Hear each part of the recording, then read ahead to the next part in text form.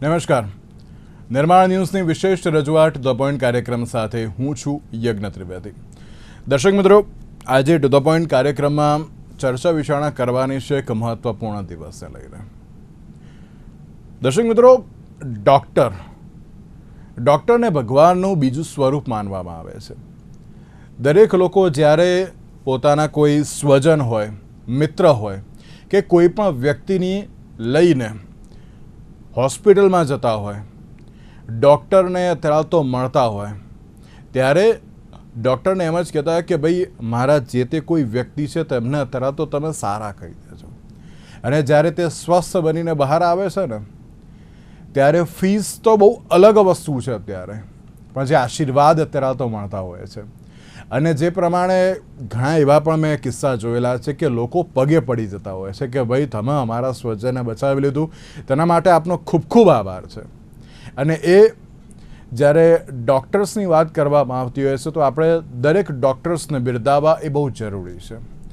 કારણ કે ડૉક્ટર્સ પોતાના ફેમિલી, ફ્રેન્ડ્સ એ બધાને સાઈડમાં રાખીને જ્યારે માનવતાના ધોરણે અત્યારે તો બધું જ મૂકીને જ્યારે હોસ્પિટલ ખાતે દોડી આવતા હોય છે ને જે તે અત્યારે તો પેશન્ટ હોય તેમની સારવાર કરતા હોય છે, તેવું ઉત્તમ ઉદાહરણ આજ દિન સુધી ના કોઈએ જોયું છે કે ના કોઈ જોવાનું પણ છે. જ્યારે ઘરમાં કોઈ ફંક્શન હોય કે અન્ય કોઈ પણ બાબત હોય, ખબર પડે કે ના ઇમરજન્સી છે, તો પણ અત્યારે તો તે લોકો ત્યાં પહોંચી જતા હોય છે ને જે તે કોઈ દર્દી હોય તેમની સાર સંભાળ અત્યારે તો તેઓ રાખતા હોય છે ને તેમને સ્વસ્થ કરતા હોય છે. તેઓ એમ નથી જોતા કે ના અત્યારે તો વ્યક્તિ ક્યાંથી આવ્યો છે, શું છે, એની જોડે રૂપિયા છે કે નહીં, એવું કંઈ જ નથી એ લોકો જોતા. બસ માત્ર ને માત્ર માનવતાના અભિગમને સાથે અત્યારે તેઓ આગળ વધે છે અને દરેક ડૉક્ટર્સ અત્યારે તો પોતપોતાના જે પણ કોઈ પેશન્ટ હોય તેમની સાથે એક સારો વ્યવહાર રાખીને સારામાં સારી તેમને ટ્રીટમેન્ટ પણ આપતા હોય છે.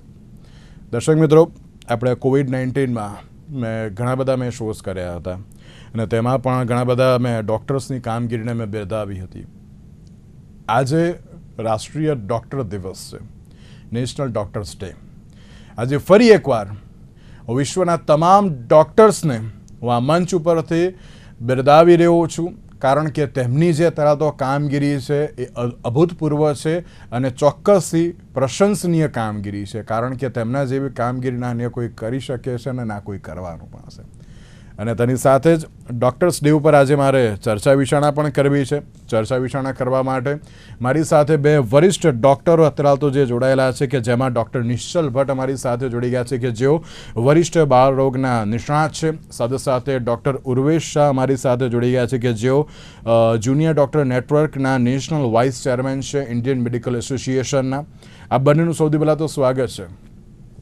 અને આ બંનેને સૌથી પહેલાં તો ડૉક્ટર દિવસની ખૂબ ખૂબ શુભકામનાઓ અને આ બંનેને ખૂબ ખૂબ થેન્ક યુ તમામ જે સામાન્ય જનતા વધી. કારણ કે તમે જે રીતે કહ્યું ને શરૂઆતમાં કે ના તમે અત્યારે તો તમારા ફેમિલી અને ફ્રેન્ડ્સને અત્યારે તો જે સાઈડમાં રાખીને જે પ્રમાણે તમે તમારી અત્યારે તો ભૂમિકા અદા કરો છો તેના માટે ખૂબ ખૂબ અભિનંદનને પાત્ર છો આ બંને. તો આ બંનેને ખૂબ ખૂબ આભાર સામાન્ય જનતા વધી પણ.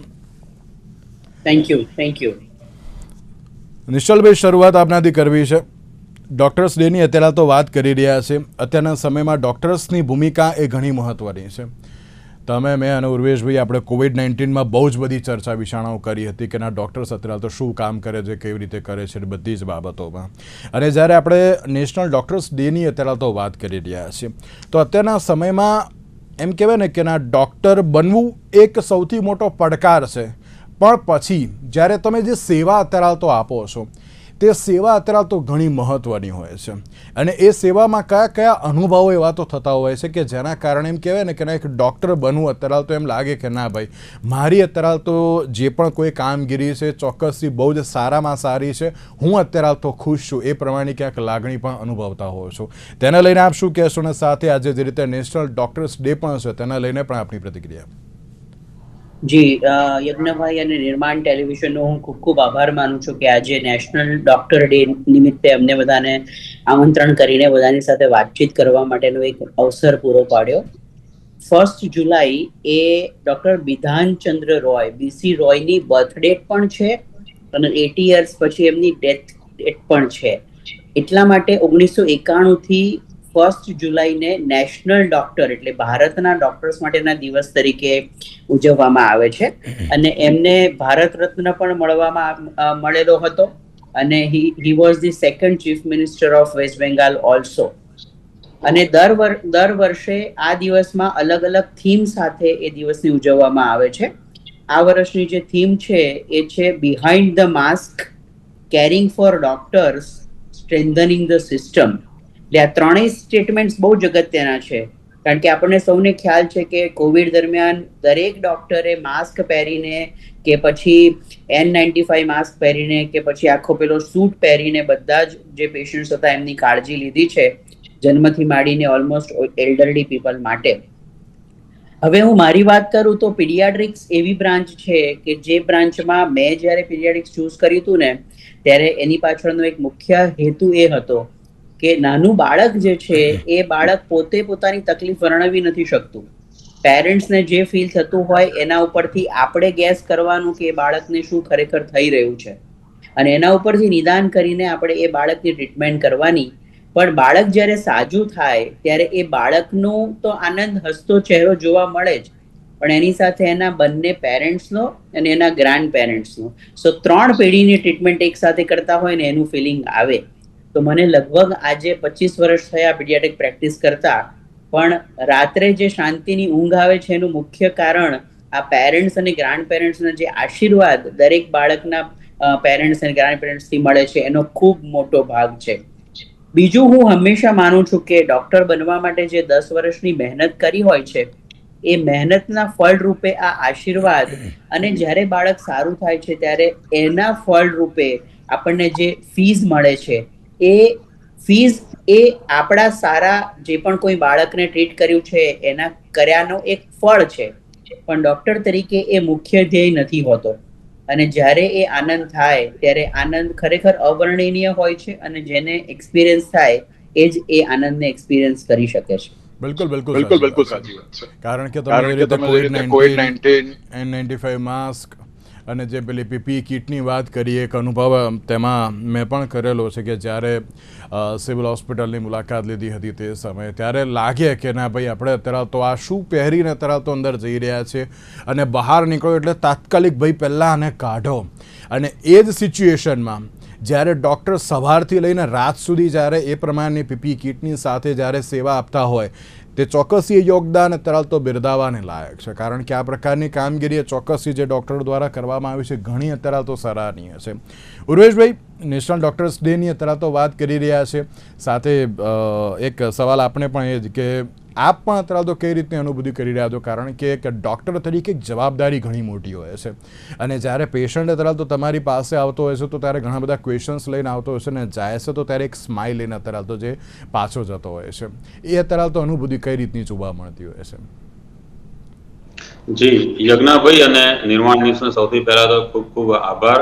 આજે ડોક્ટર્સ ડેના દિવસે અમને બોલાયા અને ખાસ ડોક્ટર્સ ડે અમને જે પ્રમાણે અભિનંદનો આપ્યા છે એ બધા આપનો ખૂબ ખૂબ આભાર. આજના ડિસ્કશનની શરૂઆત હું મારા તરફથી એક સંસ્કૃત શ્લોકથી કરીશ.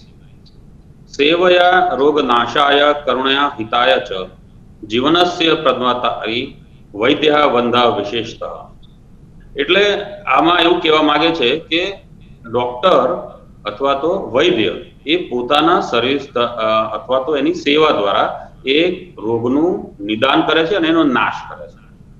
બીજી પંક્તિમાં એવું કહે છે કે ઘણા બધા કિસ્સાઓની અંદર ડોક્ટર એ દર્દીઓની અથવા તો વ્યક્તિની જાન બચાવે છે.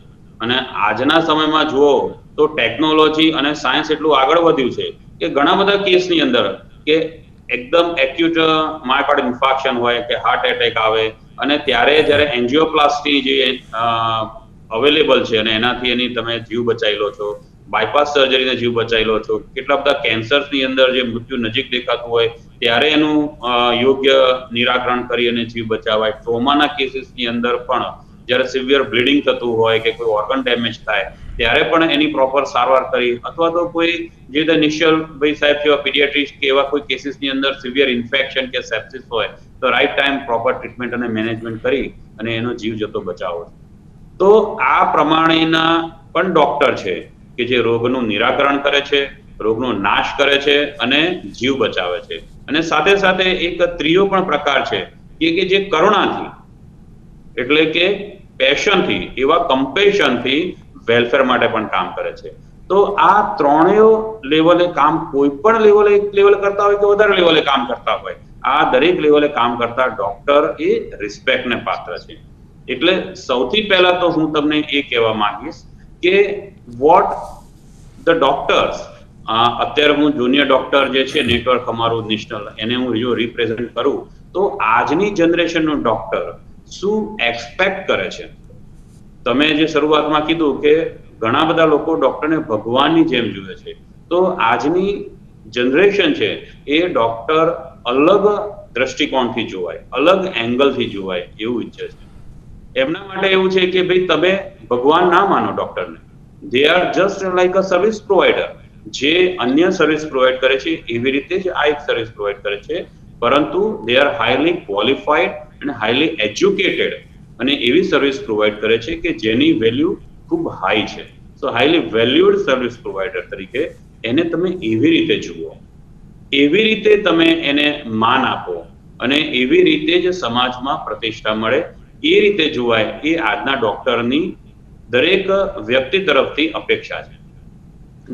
કીધું એ પ્રમાણે એક એવો આનંદ છે કે જે દરેક ડોક્ટરને હંમેશા મળે છે કે જ્યારે કોઈ દર્દી જ્યારે સંપૂર્ણપણે સાજો થાય અને તે વખતે જે ડોક્ટરનો જે આનંદ હોય એ ડોક્ટર જ અનુભવી શકે છે અને ડોક્ટર સમજી શકે છે. અને કદાચ એ આનંદ એ બીજા કોઈ પણ પ્રકારના જે ગેઇન છે એના કરતા સૌથી સારામાં સારો હોય છે. આજે જેમ આપણે એમ કહીએ કે કોઈ બિલ્ડર પોતાનું બિલ્ડિંગ આખું તૈયાર થઈ જાય, અથવા તો કોઈ આર્ટિસ્ટ છે પોતાનું આખું સ્કેચ તૈયાર થઈ અને જે આનંદ અનુભવે એના કરતા અનેક ગણો આનંદ ડોક્ટર પોતાના પેશન્ટને સાજા થવામાં જુએ છે. અને એ આનંદની અનુભૂતિ ઘણા બધા ડોક્ટર ઘણી બધી રીતે કરે છે, અને એટલા જ માટે ડોક્ટર માટે સર્વે સર્વા એ જ છે કે પોતાનું પેશન્ટ ખૂબ સારી રીતે સારો થઈ જાય અને એકદમ વ્યવસ્થિત સાજા થઈ અને પાછા જાય.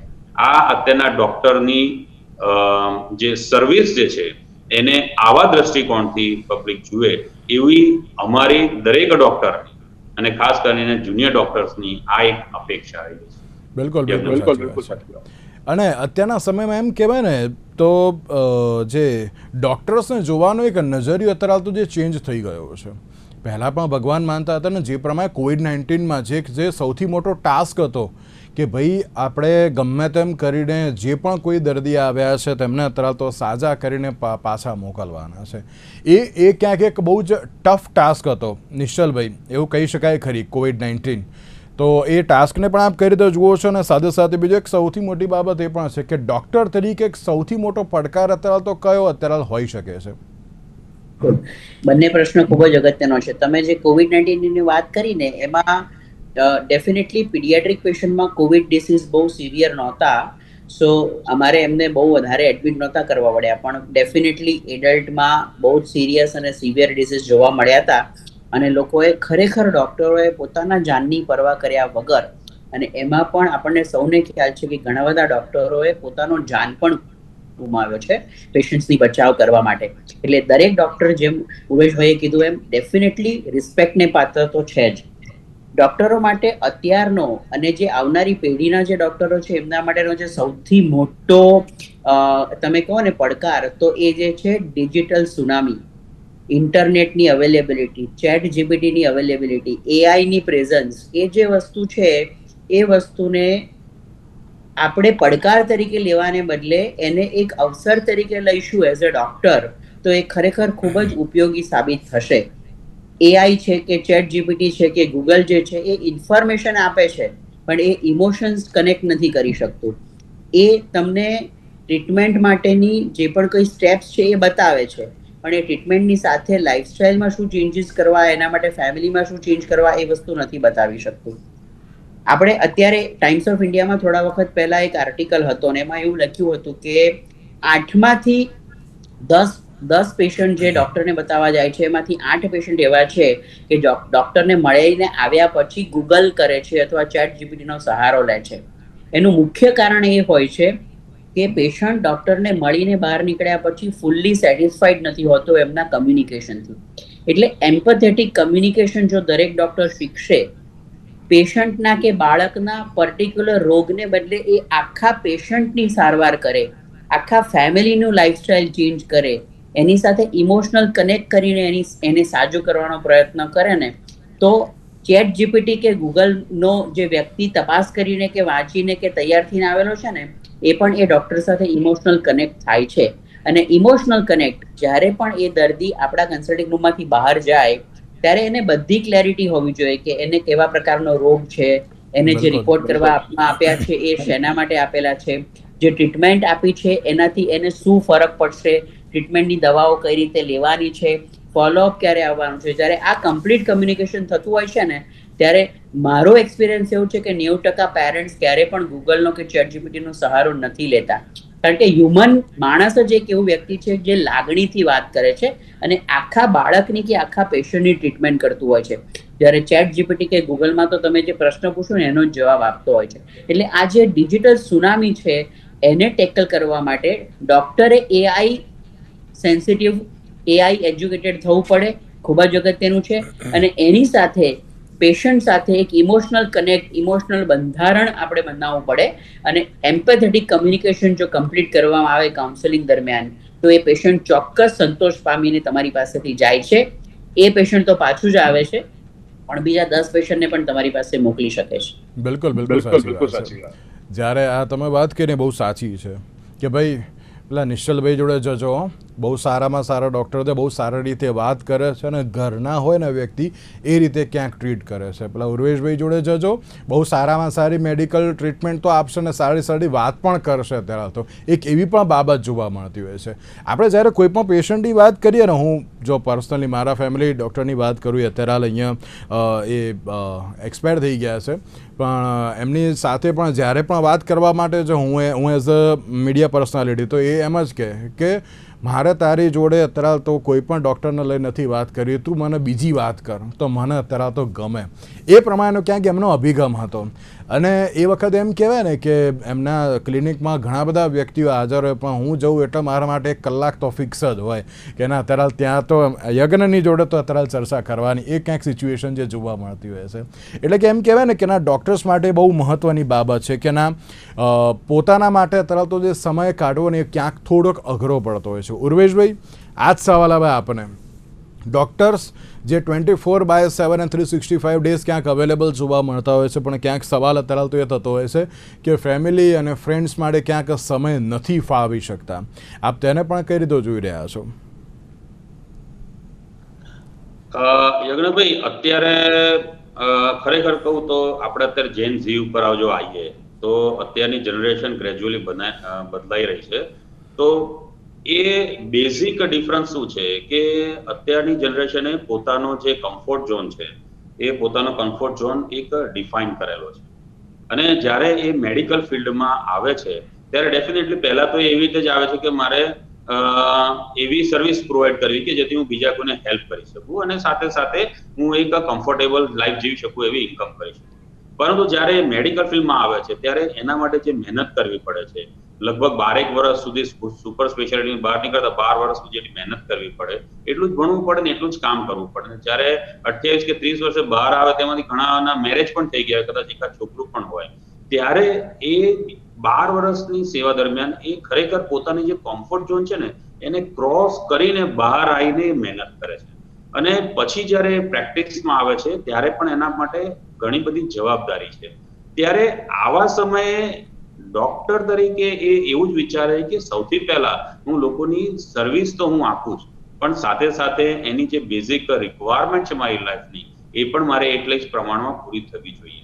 સો એઝ એ સર્વિસ પ્રોવાઈડર જે દરેક સર્વિસ પ્રોવાઈડરને મળે છે, એવી રીતે ડોક્ટરને પણ એક સારી સર્વિસ આપવાના બદલામાં એક વળતરના રૂપે જે મળે એ આજના સમયમાં શું છે કે ઘણી વખત એવું દેખાઈ રહ્યું છે કે ઘણા દર્દીઓ સાજા થવાની સાથે કદાચ ડોક્ટર ઓછા ખર્ચે અથવા તો આમાં ઓછા ચાર્જમાં કરે, તો જો એવું છે તો દરેક ડોક્ટરની અંદર એ પોસિબલ નથી હોતું.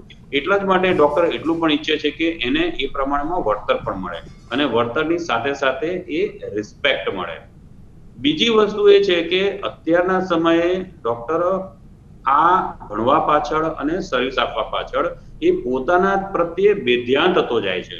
તમે આજના જ તારીખમાં ઘણા બધા ન્યૂઝપેપરમાં જોયું હશે કે ડોક્ટર પોતાના પ્રત્યે કેટલું ધ્યાન આપે છે એના વિશે આર્ટિકલ છે. અમે હમણાં જ એક સર્વે કર્યો, એની અંદર જોયું અમે લગભગ 200 જેટલી લેડીઝ ડોક્ટર્સનું સ્ક્રીનિંગ કરાયું. તો આ 200 ડોક્ટરમાંથી અમારે 3 ની અંદર, એકની અંદર તો કેન્સર થયું, પોતે ગાયનેકોલોજીસ્ટ હતા અને એમને ખબર નથી કે એમને પોતાને ઓવેરિયન કેન્સર છે. એ જ્યારે એમને સ્ક્રીનિંગ કરાયું, અમે મેડિકલ એસોસિએશન તરફથી અમે પાછળ પડી અને દરેકની પાસે સ્ક્રીનિંગ કરાયું ત્યારે પકડાયું. એટલે ડોક્ટર પોતાના પ્રત્યે પણ બેધ્યાન રહી અને દર્દીનું ધ્યાન રાખે છે. ત્યારે એવું પણ આપણે જોવું પડશે કે ડોક્ટરે હવે પોતાના સ્વાસ્થ્યનું પણ એટલું જ ધ્યાન રાખવું પડશે, પોતાનું પણ રેગ્યુલર ચેકઅપ કરાવતા રહેવું પડશે, પોતે પણ સ્ટ્રેસફુલ રહેવું પડશે, પોતે પ્રોપર વ્યાયામ, ઊંઘ અને જે ખોરાક જરૂરી છે એ લેવો પડશે. સ્ટ્રેસમાં રહી અને પોતાની ઊંઘને એફેક્ટ કરી અને જો નોનસ્ટોપ મહેનત કરશે અને પોતાના હેલ્થનું ધ્યાન નહીં રાખી શકે તો એમના માટે પણ જોખમરૂપ છે. અત્યારે તમે તો એવરેજ લાઈફ સ્પાન છે એ જનરલ પબ્લિક કરતા ડોક્ટરનો એવરેજ લાઈફ સ્પાન ઓછો છે. કેમ? કારણ કે પોતાની સ્ટ્રેસફુલ લાઈફ જીવી રહ્યા છે. એટલે ડોક્ટરે હવે પોતાના તરફ શું ધ્યાન આપવાનું છે કે પોતાની લાઈફસ્ટાઈલ, પોતાનું જે કહેવાય કે વર્ક અને લાઈફ જે છે એની વચ્ચેનું બેલેન્સ રાખી અને જો કામ કરે. બિલકુલ ડોક્ટરને પણ વર્ક લાઈફ બેલેન્સ થવા માટે એ સમાજ પણ પોતાની રીતે મદદરૂપ થઈ છે. બિલકુલ સાચી. નિશલભાઈ, એક ડોક્ટર્સ ડેની તો આપણે વાત કરી રહ્યા છીએ, પણ એક બીજો એક સવાલ આપણે એ પણ મારે પૂછવો છે. જો તમે ડૉક્ટર ના હો તો તમે અત્યારે તો અન્ય કયા વ્યવસાયમાં અત્યારે તો જો આગળ વધ્યા હોય? જો ડૉક્ટરને જો થોડુંક અત્યારે તો જો સાઈડમાં રાખીને વાત કરીને પ્લસ તમારા શોખને લઈને પણ વાત કરીએ કે ડૉક્ટર અત્યારે તો ચલો તમારું પ્રોફેશન તો છે, પણ તેની સાથે તમારા અન્ય શોખ પણ અત્યારે તો કયા કયા છે ને કઈ રીતે અત્યારે પૂરા પણ કરો છો?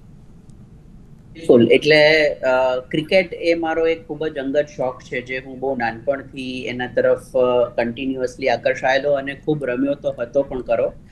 અને ફર્સ્ટ MBBSમાં જ્યારે હું જામનગરમાં હતો ત્યારે જામનગર મેડિકલ કોલેજની ટીમમાંથી અમે લોકો અમદાવાદ રમવા માટે આવ્યા હતા inter medical college cricket tournament માટે. ત્યાર પછી પીડિયાટ્રિક્સ થયા પછી અમદાવાદમાં બી અમારી અમદાવાદ પીડિયાટ્રિક લીગ એ પણ અમે લોકો ચાલે છે અને દર વર્ષે અમે લોકો 2 ટુર્નામેન્ટ એની ગોઠવતા હોઈએ છીએ અને એની પણ ટીમમાં રમવાની ખૂબ જ મજા આવતી હોય છે. એટલે એક એ એરિયા સ્પોર્ટ્સનો છે. બીજો, હું મારા પીડિયાટ્રિક સાથે બી અત્યારે ઓલરેડી કરી રહ્યો છું. એટલે કદાચ હું ડોક્ટર ના હોત તો I would have been in either education or a training field. અને એટલા માટે જ હું અત્યારે ટીનેજર્સ, બોયઝ એન્ડ ગર્લ્સની લાઈફ સ્કિલ રિલેટેડ વર્કશોપ્સ લેતો હોઉં છું, પેરેન્ટિંગના વર્કશોપ સાથે કરતો હોઉં છું. એ ઉપરાંત બહુ જ બધી non government organisation, government organisation, કોર્પોરેટ્સની સાથે હું સક્સેસ પ્રિન્સિપલ્સ અને એના પણ બધા વર્કશોપ્સ કરતો હોઉં છું. એટલે આ 2 એરિયા જે છે કે જે which is very close to my heart. Mental health of students is also very close. જે ઉર્વેશભાઈએ વાત કરી કે દરેક ડોક્ટરે પોતાનું સ્વાસ્થ્યનું ધ્યાન તો રાખવું જ જોઈએ અને એના માટે હું હંમેશા એક સ્માર્ટ એક્રોનિમની વાત કરતો હોઉં છું. સ્માર્ટમાં first S is regular fix time sleep. આપણે આપણા સ્લીપને ખૂબ જ અગણ્ય ગણીને ગણતા નથી હોતા, પરંતુ આપણું બોડી મેક્સિમમ રીજનરેશન રેગ્યુલર સ્લીપને કારણે થતું હોય છે, જે હેલ્થ માટે ખૂબ જ જરૂરી છે. M એટલે મિલ્સ, સારો પૌષ્ટિક તાજો ઘરનો ખોરાક ખાવો જેમાં સિઝનલ ફ્રૂટ્સ, વેજીટેબલ્સ, કઠોળ અને પાણી. A is activity, regular physical activity of 30-45 minutes for every individual ડોક્ટરો માટે ખાસ જરૂરી છે. R એટલે રિલેક્સેશન ટેકનિક્સ, જે એમણે કીધું કે આપણે સ્ટ્રેસમાં હોઈએ છીએ પણ રેગ્યુલર મેડિટેશન, પ્રાણાયામ, યોગા એ બધાનો જો પ્રેક્ટિસ કરીએ આપણે તો એ આરથી પણ હેલ્થ સારી રહે. અને T ઇઝ ટ્રિગર, કોઈ પણ વસ્તુ જે તમારા રૂટીનમાં વચ્ચે આવતી હોય એ વસ્તુ ટ્રિગર ન થાય. ફૂડમાં એક્સ્ટ્રા કેર કરીએ, એક્સરસાઇઝ અનિયમિત ન થઈ જાય, એક્સ્ટ્રા સ્ટ્રેસ કોઈ પણ પ્રકારનો ન લઈએ. જો આ ટ્રિગર અવોઇડન્સ થઈને સ્માર્ટ રીતે જીવવા માંડીએ ને તો આ સ્માર્ટફોન ને સ્માર્ટ ટેબના જમાનામાં ડોક્ટરો પણ સ્માર્ટ થઈને લાંબુ આયુષ્ય ભોગવી શકે છે. જી ઉર્વેશભાઈ, તમે ડોક્ટર ના હો તો અત્યારે તો તમે કયા પ્રોફેશનમાં હો? અને સાથે એક એવી પણ વાત મેં બહુ સાંભળી છે કે ભાઈ પહેલાં ડૉક્ટર બની જાઓ પછી આપણે શોખ આપણા પૂરા કરીશું, એક એવી પણ સિચ્યુએશન જોવા મળતી હોય છે. શું કહેશો આપ તેને લઈને? પણ યજ્ઞભાઈ, હું જ્યારે નાનો હતો ત્યારથી જ મારા એકચ્યુઅલી 2 ડ્રીમ હતા. એક ડોક્ટર થવું અને બીજું ટીચર થવું. એટલે કદાચ કહી શકાય કે આ બંને ડ્રીમ મારા મોટા થયા અને પૂરા થયા, કારણ કે હું ડોક્ટર તો થયો, સાથે હું મેડિકલ કોલેજમાં પ્રોફેસર છું. એટલે મને ટીચિંગનો પહેલેથી જ ખૂબ જ સારો શોખ છે અને એ શોખ હું અત્યારે પૂરો કરી રહ્યો છું.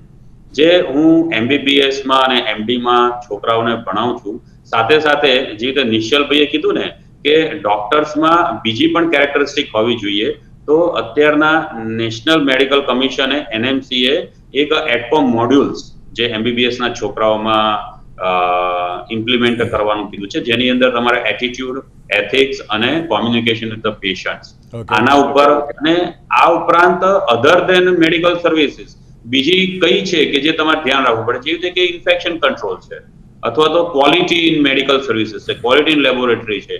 તો આ બધાના ટીચિંગ ઉપર મારું વધારે ફોકસ છે. એટલે કદાચ હું મેડિકલ ફિલ્ડમાં પણ ના હોત, પણ હું માસ્ટર તો હોત જ. મને કરવાનો શોખ હતો અને અત્યારે હું કદાચ એવું કહી શકાય કે મેડિકલ સર્વિસીસ કરતા અત્યારે ટીચિંગમાં વધારે કોન્સન્ટ્રેટેડ છું અને આઈ એમ એન્જોયિંગ માય પ્રોફેશન. એટલે એમ કહેવાય કે ડોક્ટર ના હોત તો ડોક્ટરેટ તો હોત અત્યારે હાલ તો કોઈ પણ એક ફિલ્ડમાં, એમ અત્યારે હાલ તો કહી શકાય છે. ઉર્વેશભાઈ, એક લાસ્ટ એન્ડ ફાઇનલ મેસેજ આપના તરફથી, એક 30 સેકન્ડમાં મારે એક સૌથી મહત્વનો સવાલ પણ એક પૂછવો છે, અને ત્યારબાદ નિશ્ચલભાઈ, કે એઆઈના જમાનામાં ઘણા બધા વ્યક્તિઓ જે એઆઈનો ઉપયોગ કરીને ક્યાંક પોતપોતાને જે અમુક દવાઓ લઈ લેતા હોય છે, જાતે જ અત્યારે તો ડૉક્ટર બની જતા હોય છે, એ દરેક લોકો માટે એક મેસેજ શું છે, અને ડૉક્ટર્સ ડે નિમિત્તે પણ દરેક લોકોને એક મેસેજ 30 સેકન્ડ. અત્યારના ડિજિટલ યુઝમાં સૌથી પહેલા તો આપણે જ્યારે ગૂગલ કરીને આપણે કોઈ પણ ઇન્ફોર્મેશન લઈ શકતા હતા, પણ એને એનાલાઇઝ નતા કરી શકતા.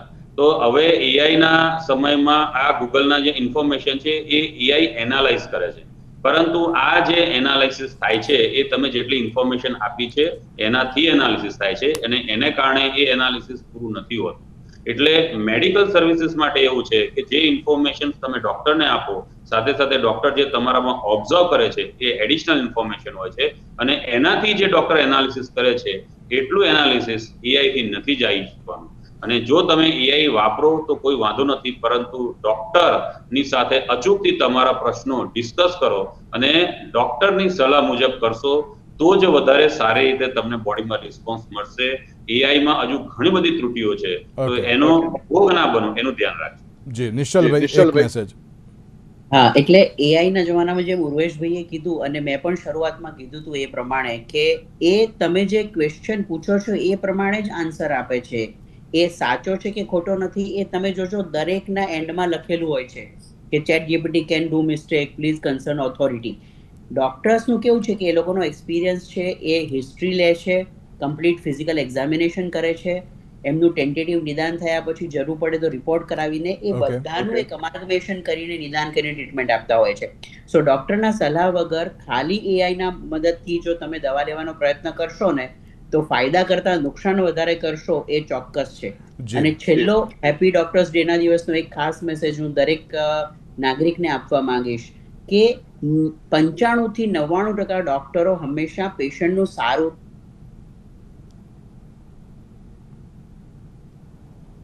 જી ક્યાંક નેટવર્ક ઇસ્યુ છે એટલા માટે ધરાવતો તેમનો અવાજ નથી આવી રહ્યો. તો જે પ્રમાણે નેશનલ ડૉક્ટર્સ ડેની ધરાવતું જે આપણે વાત કરી રહ્યા છીએ, અને નેશનલ ડૉક્ટર્સ ડેની ઉજવણી ધરાવતું જે રીતે દરેક ડૉક્ટર્સો અત્યારે કરી રહ્યા છે, અને તેની સાથે જ ફરી એકવાર નિશ્ચલભાઈ અને ઉર્વેશભાઈ, આ બંનેનો આભાર અમારી સાથે આ ચર્ચા વિચારણામાં જોડાવા માટે. Thank you so much. તો દર્શક મિત્રો, જે પ્રમાણે આજની વાત કરવામાં આવે તો આજે ડૉક્ટર્સ ડે છે. ફરી એકવાર હું તમામ ડૉક્ટર્સ કે જે 24/7 અને 365 ડેઝ તેમની ઘણી સારી એવી જે અત્યારે તો જે સેવા આપી રહ્યા છે, તેમને હું ફરી એકવાર તેમના યોગદાન બદલ હું અભિનંદન પાઠવું છું, અને તેની સાથે આભાર પણ વ્યક્ત કરું છું આજના દિવસ નિમિત્તે. ફરી એકવાર તમામ ડૉક્ટર્સને ડૉક્ટર દિવસની ખૂબ શુભકામનાઓ. આજના વિશેષ કાર્યક્રમને આપશે. નમસ્કાર.